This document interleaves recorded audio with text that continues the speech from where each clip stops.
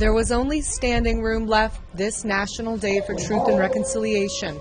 Crowds gathered in Nilo, a small Yellowknives Dene community, to honor survivors and intergenerational survivors in a truth-telling event. Those people that survived, that came home, are the ones sharing their stories.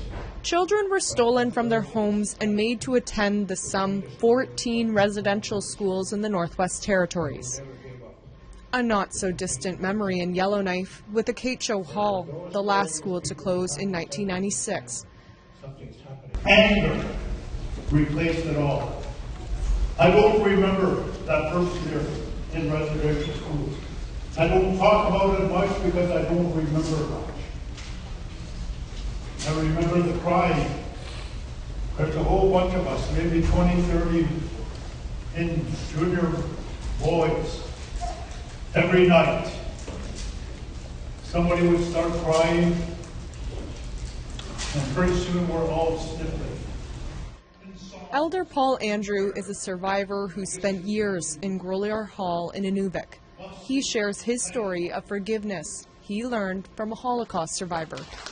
We were so angry coming out of residential schools that nobody knew what to do with us.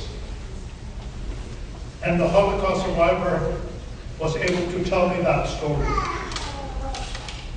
First time, I think I was in my 50s, somebody was able to identify that anger.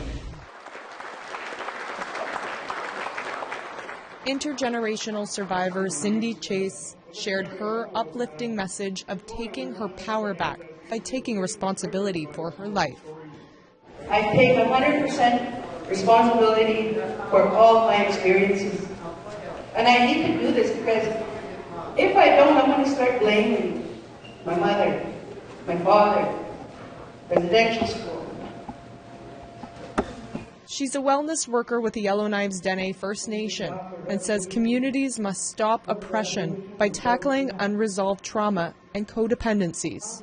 And in this codependency, we were doing the wrong things in our lives. And she never once corrected us because she thought that was love. Codependency. We become enablers.